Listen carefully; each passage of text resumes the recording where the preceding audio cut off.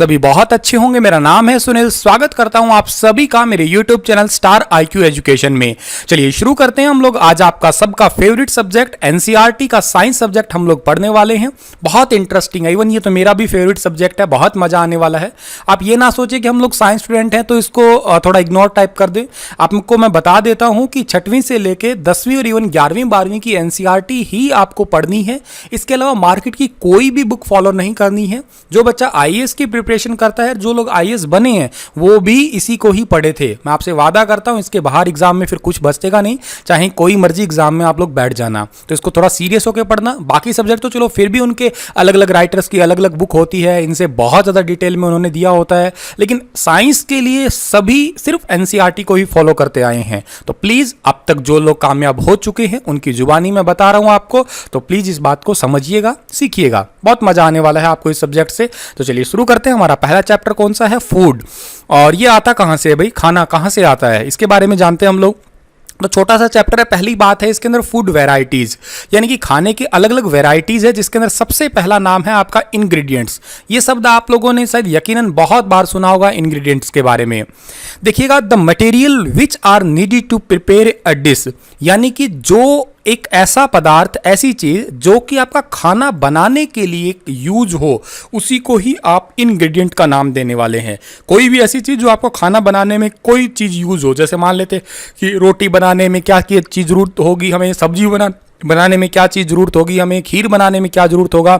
जिस भी चीज़ को आप बनाते हैं, बनाने में जिस भी चीज़ का प्रयोग हो, उसी का नाम आप इंग्रेडिएंट का दे देते हैं।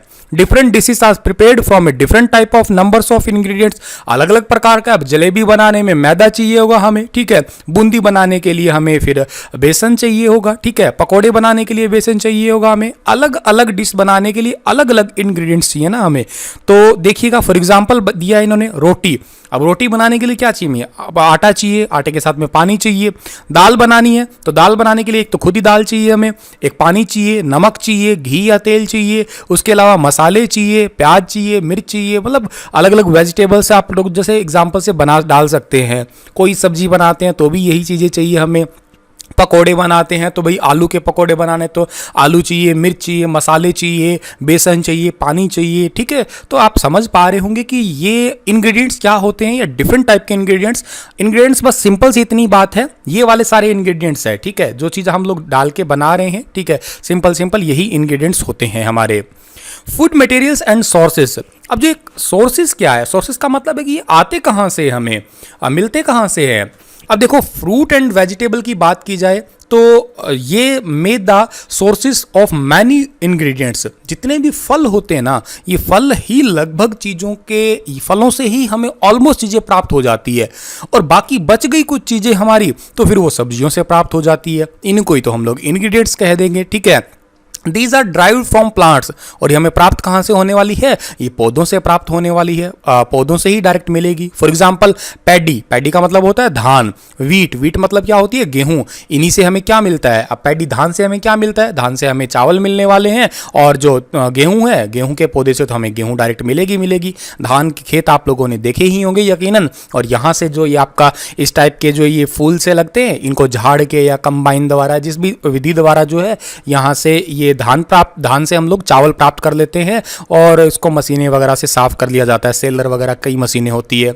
गेहूं की बलियां होती है इस टाइप की, और इसको फिर थ्रेसर वगैरह से, यकीनन आप चीज़ें जानते ही होंगे, फिर यहाँ से हम लोग जो है गेहूं प्राप्त कर लेते हैं। अच्छा जी, एनिमल्स का अगर जिक्र हुआ है हमारी NCERT में, तो एनिमल से भी हमें कुछ प्राप्त होता है। इंग्रेडिएंट्स की बात कर रहे हो, फूड की बात कर रहे हो, जैसे फॉर एग्जांपल बात करूं मैं मिल्क की, ठीक है। अब हमें दूध जो प्राप्त होता है वो गाय है, भैंस है, बकरी है, ठीक है, इनसे हमें दूध प्राप्त होता है। ये भी हमारा एक टाइप का इंग्रेडिएंट्स हुआ, या हमारे खाने के लिए बहुत ज़रूरी चीज़ हुई। कुछ लोग अंडे का सेवन करते हैं। अब बहुत सारे लोग पूछते हैं सर अंडा मांसाहारी में आता है, शाकाहारी में आता है? तो देखिएगा, ना ये मांसाहारी है ना शाकाहारी है, दोनों को मैंने बीच में रख रखा है। एग एक एगिटेरियन अलग ही प्रजाति के अंदर है, समझिएगा, एगिटेरियन के अंदर आता है। तो ये भी एक हमारा फूड इंग्रेडिएंट्स के अंदर हो गया। फिर तीसरा बच गया मीट, ठीक है। तो एक ये भी एक इंग्रेडिएंट्स हुआ। बहुत लोग जो होते हैं मांसाहारी होते हैं तो इसका प्रयोग करते हैं, और कुछ लोग जो मांसाहारी शाकाहारी दोनों ही होते हैं, लेकिन वो फिर भी इसका प्रयोग करते ही हैं। और मिल्क तो शाकाहारी के अंदर ही एक आ ही गया। मेरा आपसे कमेंट में क्वेश्चन मुझे बताइएगा, आप लोग आंसर बताइएगा, क्या मिल्क एक कंप्लीट फूड होता है? और अगर नहीं है तो उसमें किस चीज़ की कमी होती है और वो कमी किन किन के अंदर पाई जाती है। फिर वो बहुत सिंपल सी चीज़ है, बताइएगा, कोशिश करिएगा, लास्ट में मैं बताऊंगा आपको, ठीक है। हाँ जी, तो डिफरेंट फूड आइटम्स, अलग अलग फूड आइटम्स की बात हो रही है यहाँ पे, ठीक है। जैसे पहला एग्जांपल दिया इडली, वाओ मेरी फेवरेट है भाई, मुझे बहुत पसंद है इडली। इडली कैसे, किससे बनती है? चावल से बनती है, उड़द की दाल से बनती है, नमक से बनती है, पानी से बनती है। सोर्सेज क्या है इन सभी के? प्लांट्स ही है, ठीक है। हमें मतलब प्लांट्स इन द सेंस की राइस है, उड़द की दाल हुई, ये तो पौधों से ही प्राप्त होने वाली है ना, तो सोर्सेज यही हो गया। चिकन करी, तो अब ये तो मेरी फेवरेट नहीं है, खैर ठीक है, तो मैं एक शाकाहारी इंसान हूँ, तो कोई चिकन करी की बात की जाए तो चिकन कहाँ से मिलता है? चिकन एनिमल से ही मिलता है भाई, ठीक है। और इसके इंग्रेडिएंट्स क्या हो सकते हैं? मसाले डाल देंगे, तेल डाल देंगे, ठीक है, ये सारे के सारे एनिमल से ही प्राप्त होता है। अब तेल वगैरह और आप क्या कहते हैं, एनिमल से भी प्राप्त होता है और कुछ प्लांट से भी प्राप्त होता है। फॉर एग्जाम्पल आपने सूअर का तेल सुना होगा, ठीक है, और आपने मूंगफली का तेल भी सुना होगा, आपने सरसों का तेल भी सुना होगा, तो ये दोनों से ही प्राप्त हो सकते हैं। अब और इसके साथ में चिकन करी बनाते टाइम पे या इडली बनाते टाइम पे पानी की तो ज़रूरत खैर है ही है। खीर की बात करो तो ये तो फेवरेट है ही खैर आपकी। हिंदू धर्म में खीर को सर्वोपरि भोजन माना गया है। आप लोगों ने देखा होगा जब भी हमारे घर पे कोई छोटा मोटा त्यौहार होता है हम खीर को पहली प्रेफरेंस देते हैं। अमावस्या के दिन तो खीर लगभग घरों में बनती है। अब खीर एक संपूर्ण आहार के बहुत ज़्यादा क्लोज है। वैसे इस दुनिया में संपूर्ण कुछ होता नहीं है, लेकिन संपूर्ण आहार के बहुत क्लोज है। ये मिल्क हो गया, ठीक है, अब ये तो एनिमल से प्राप्त हुआ, ठीक है, गाय भैंस से प्राप्त हुआ हमें, फिर चावल हुई, चीनी हुए, ठीक है, तो हमें इन चीज़ों की जरूरत होती है जो कि हमें पौधों से प्राप्त होती है। शुगर भी पौधों से, कहाँ से? गन्ने से प्राप्त हुई हमें, ठीक है। इडली तो खैर आप जानते ही हैं, देखी है आप लोगों ने, खाई भी होगी। ये हमारी एनसीईआरटी की फोटो दी है इस टाइप के। अगला हमारा कंसेप्ट है plants parts and animal products as food. Plants parts, इसका मतलब क्या है कि पौधों के भाग। अब आप एक पौधे को देखिएगा तो पौधे के भाग आप सभी को पता है, जमीन के नीचे, ये तो जमीन हुई, जमीन के नीचे वाले भाग को हम लोग कहते हैं रूट। रूट यानी कि जड़ वाला भाग हो गया हमारा, ठीक है। और उसके बाद में जो ये वाली डंडी आपको दिख रही है इसको हम लोग कहते हैं स्टेम। स्टेम का मतलब क्या हो गया? हमारा तना हो गया। अच्छा, इस स्टेम से निकल के आता है हमारा लीफ। लीफ यानी कि पत्ता होता है निकल के। अच्छा, उसके बाद में यहीं से एक निकल के आता है फ्लावर, ठीक है, फ्लावर हो गया, और इस फ्लावर से ही फिर बन जाता है फ्रूट आपका। तो ये प्लांट मार्फोलॉजी है आपका एक पूरा का पूरा, ठीक है। इनको आप कैसे फिर और छोटे तरीके में, जैसे इस वाले पार्ट को नोड कहते हैं, ये इंटर नोड होता है, इसको बड कहते हैं, वो अलग चीज़ है, हम आगे आगे अलग क्लासों की एनसीईआरटी में जान लेंगे इनको तो। लेकिन आप मेनली क्या याद रखिएगा, प्राइमली क्या याद करना है आपको? पहला तो रूट याद करना है, रूट के बाद में आपको स्टेम याद करना है, स्टेम के बाद में आपको लीफ याद करना है, लीफ के बाद में आपको फ्लावर याद करना है, पांचवा आपको फ्रूट याद करना है। 5 चीजें आप मेनली याद कर लीजिएगा। पहला आप लोग जड़ याद करेंगे, जड़ के बाद में तना याद करेंगे, जड़ तना, उसके बाद में आप याद करेंगे पत्ता, उसके बाद में फूल, उसके बाद में फल। ये आप 5 चीजें याद कर लीजिएगा जो आपके लिए बहुत ज्यादा जरूरी है। अब क्या होता है कि प्लांट्स पार्ट एंड एनिमल की बात करें तो हम कुछ पत्तेदार सब्जियां, कुछ पौधों के फल से ही खाते हैं। पत्तेदार सब्जियों की बात करूं, मैं पालक का ही एग्जांपल सिंपल ले लेता हूं। पालक हुई, चौलाई हुई, आप लोगों ने सब्जियां इनकी खाई होगी। तो समटाइम वी ईट रूट्स, कई बार हम लोग जड़ खाते हैं, ठीक है, और स्टेम एंड इवन फ्लावर्स, कई बार हम लोग फल भी, जो फूल होते हैं वो भी खा लेते हैं। तो ऐसे अलग अलग सब्जियां होती है, अलग अलग पौधे होते हैं जिनकी हम लोग कईयों की जड़ खाना पसंद करते हैं, कईयों का तना खाने लायक होता है, और कईयों के फूल खाने लायक होते हैं, कईयों के पत्ते खाने लायक होते हैं, कईयों के फल खाने लायक होते हैं, ठीक है। और सम प्लांट्स हैव 2 और मोर ईडेबल पार्ट्स, कई ऐसे पौधे होते हैं जिनके 2 या 2 से ज्यादा भाग भी खाने लायक होते हैं। भाई जैसे फॉर एग्जांपल बात करता हूं मैं, सरसों की बात कर लो आप लोग। अब सरसों के पौधे के बीज हमें तेल देते हैं और पत्तियां के उपयोग में हम लोग सब्जी, सरसों की तो सब्जी आप लोगों ने यकीनन खाई ही होगी, ठीक है। इनकी सब्जी, पत्तों की सब्जी बनाते हैं हम लोग, और इनके जो बीजों से हम लोग तेल निकालते हैं, तो वो भी हमारे लिए खाने लायक ही हुआ, ठीक है जी। और ये तो हमारी एनसीईआरटी ने फोटो दे ही रखे हैं। ये seeds of mustard plants give us oil and the leaves vegetable, ये तो खैर हमने पढ़ ही लिया। अब क्या होता है कि इंग्रेडिएंट्स जो होते हैं, एक प्लांट्स पार्ट इनके कौन कौन से हैं अब हम देखते हैं। जैसे ब्रिंजल यानी कि बैंगन की बात की जाए तो ये क्या है? ये हमारा एक फ्रूट्स में आता है, ठीक है। चिल्ली, ठीक है। मिर्च की बात की जाए वो भी किस में आती है? वो भी फ्रूट्स में आती है। ऑयल फॉर्म की बात की जाए तो ये सीड्स के अंदर यानी कि बीजों में आएगा। जैसे फॉर एग्जाम्पल ग्राउंड नट, मूंगफली से हमें जो है तेल प्राप्त होता है, सरसों से तेल प्राप्त होता है, सोयाबीन, हालांकि सोयाबीन दलहन और तिलहन दोनों के अंदर ही आता है, ठीक है, लेकिन हम लोग यहाँ पे सीड बीज हुआ ये, तो इसका बीज वाला भाग हुआ आपका, मतलब मेनली आपसे पूछा जाए कि जो बैंगन है वो कैसा है, बीज वाला भाग, बीज है वो वाला, या ये आपका जो है फलों के अंदर आता है, तो आपको बैंगन जो है फ्रूट्स का एग्जाम्पल लगाना है।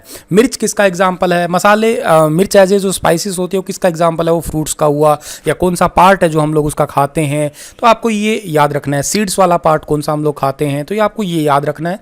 सरसों के बीज ही हम लोग जो है खाते हैं जनरली, पत्ते सब्जी के रूप में तो यूज़ कर ही रहे हैं हम लोग। अगला हमारा कंसेप्ट है कि मूंग एंड इट्स स्प्राउट्स। आप लोगों ने कभी गर्मियों में या गर्मी सर्दी के बीच के मौसम के टाइम पे ऐसे रेडियो पे स्प्राउट्स जरूर खाए होंगे, ठीक है, मोठ की दाल के या मूंग की दाल के इस टाइप से उगे हुए से दाने। तो हमारी एनसीईआरटी ने ये दिया कि ये बनते कैसे हैं। देखिएगा, put A small quantity of seeds, कुछ थोड़े से बीज जो है एक कंटेनर के अंदर रख दीजिएगा विद द वाटर, थोड़े पानी के साथ में, and leave this aside for a day, एक दिन के लिए इसे छोड़ दीजिएगा। अगले दिन पानी को पूरी तरह सुखा दे, पानी को मतलब निकाल दिया जाए, और बीज को बर्तन में छोड़ दे और उन्हें गीले कपड़े के टुकड़े में लपेट के और एक बांध दे। आप समझ गए होंगे क्या किया आपने थोड़े से मूंग के दाने लिए, पहले तो एक रात इसको भिगो के छोड़ दिया, अगले दिन क्या करें, पानी तो सारा निकाल दिया, लेकिन उसे एक भिगो के सूते कपड़े में इन्हें कस के बांध दिया। फिर देखने को मिलेगा क्या कि ये थोड़े थोड़े दाने से निकल आएंगे, या थोड़ा थोड़ा व्हाइट सा पार्ट निकल के आ जाएगा। व्हाइट स्ट्रक्चर में have grown out of the seeds, यानी कि बीजों से थोड़ा थोड़ा ये व्हाइट स्ट्रक्चर निकल के आएगा। It mean the seeds have sprouted, इसका ही मतलब होता है कि जो बीज है वो स्प्राउटेड हो चुके हैं, उग चुके हैं। उगे हुए मूंग, उगी हुई मोठ आप लोगों ने खाए होंगे, यकीनन ये बहुत ताकतवर होते हैं शरीर के लिए, खाने भी चाहिए। इन दिनों में गर्मियों में चने और मूंग तो जरूर खाने चाहिए आप लोगों को भी। अगला हमारा कंसेप्ट इसमें दिया कि where does honey come from. अब ये शहद कहाँ से आता है भाई, तो शहद आप सभी को पता है कि ये हमारी प्यारी सी मधुमक्खी रानी है, ठीक है, फूलों से इकट्ठा करती है और हमारे पास तक पहुंचा देती है। बहुत ही मेहनत का काम है, इस तरीके से बड़ा ही गजब का ये जो है सांचा तैयार करती है। अच्छा, आप मुझे कमेंट में बता सकते हैं कि इस मोम का नाम क्या होता है, मधुमक्खी जो मोम का छत्ता बनाती है इसका नाम क्या होता है, बता सकते हैं तो बताइएगा जरूर आप लोग। आगे बढ़ते हैं हम लोग। अब ये क्या है कि बीज कलेक्ट, बीज यानी कि जो मधुमक्खी है ना वो फूलों से अमृत कलेक्ट करती है। अमृत का मतलब क्या है कि मीठा रस, स्वीट जूस कलेक्ट करती है फूलों से, इसे शहद में परिवर्तित करके अपने छत्ते में संग्रहित करती है, यानी कि इकट्ठा कर लेती है उसे, और उसके बाद में क्या है, फूल उनके अमृत केवल 1 वर्ष के लिए एक हिस्से में उपलब्ध हो सकते हैं। अब क्या है कि मतलब फूल ऐसा तो है नहीं कि उनके हर टाइम में ही है, अभी ऐसा नहीं है कि ये पूरे साल ही बनाती रहती है छत्ता, या पूरे महीने ही ऐसा होता है। ये शहद का छत्ता बनाती हैं और कुछ टाइम के लिए बना के उसे पूरा भर लेती हैं, फिर उसके बाद में उसे आगे बचे हुए टाइम पे जो है इसे खाती रहती है, साल भर अपने उपयोग के लिए इकट्ठा कर लेती है। मतलब एग्जैक्ट साल तो नहीं कह सकते, लेकिन कुछ दिनों के लिए जो है इकट्ठा कर लेती है। और जब हम इस तरह के मधुमक्खी को ढूंढते हैं तो हम मधुमक्खियों द्वारा ये इकट्ठा किया हुआ शहद ही जो है अपने भोजन में एकत्रित करते हैं। हालांकि आजकल तो जो पालन भी किया जाता है इसका, ठीक है, मधुमक्खी के पालन को हम लोग एपीकल्चर के नाम से पुकारते हैं, तो एपीकल्चर भी करते हैं बहुत लोग, ठीक है, फिर स्पेशली उसकी मधुमक्खी के बॉक्स वगैरह रखते हैं, उसमें शहद इकट्ठा करते हैं, ठीक है। और इस टाइप के छत्ते अगर लगे देखे होंगे आप, बताइए कमेंट में आप में से किस किस ने छत्ते तोड़ के शहद खाया है, ठीक है। अच्छा, व्हाट डू एनिमल ईट। अब ये एनिमल्स होते हैं ये क्या खाते हैं। अब देखिए, कुछ एनिमल्स होते हैं शाकाहारी, जिनको हम लोग हर्बीवेयर्स के नाम से पुकारते हैं, शाकाहारी है, जो जैसे गाय हुई शाकाहारी है, भैंस शाकाहारी है, ठीक है, ये कंगारू हुआ शाकाहारी है, पत्ते ही खाते हैं। और कुछ ऐसे होते हैं जो कार्निवोर्स होते हैं, मांसाहारी है, ठीक है। अब आप मांसाहारी तो जानते ही होंगे, जैसे मान लेते हैं मगरमच्छ हुआ, ये शेर राजा हुआ, ठीक है, और सियार हुआ, ये गिद्ध हुआ, ठीक है, चील वगैरह, ठीक है, ये सारे क्या होते हैं आपके, ये मांसाहारी होते हैं। अच्छा, कुछ होते हैं ऑमनिवर्स, ठीक है, अब ये सर्वहारी होते हैं, इनको जो मिल जाए वही ठीक है, ठीक है। शाकाहारी the animal which eat only plants, जो सिर्फ और सिर्फ प्लांट्स खाते हैं या उनसे प्राप्त जो भी आपके कह सकते हो आप लोग फूल हो गया या फल हो गया, उन्हीं को ही हम शाकाहारी कहेंगे। Carnivores the animal which eat other animal, जो दूसरे ही जानवरों को खा जाए उन्हें हम लोग कार्निवोर्स या मांसाहारी कह देंगे। और सर्वाहारी the animal which eat both plants and animal, जो इन दोनों को ही खा जाए, ठीक है, उसको हम लोग क्या कह देंगे, ऑमनिवर्स या सर्वाहारी के नाम से पुकारते हैं, ठीक है जी। और ये स्क्वेरल आप सभी जानते होंगे, खैर गिलहरी, ठीक है। उसके बाद में इसी के साथ में हमारा चैप्टर खत्म होता है। आशा करता हूं आपको चीजें समझ आई होंगी, बहुत इंटरेस्टिंग है, मुझे पर्सनली बड़ा मजा आया पढ़ा के, आपको भी बड़ा अच्छा लगा होगा। वीडियो को शेयर जरूर करिएगा। आप लोगों के लिए थोड़े दिनों के बाद में एक छोटा सा गिफ्ट देने वाला हूं आपको मैं, ठीक है। अगर वो सक्सेस हो गया तो आपको मैं सरप्राइज रूप में गिफ्ट दूंगा, अभी तो बताऊंगा नहीं, ठीक है। धन्यवाद।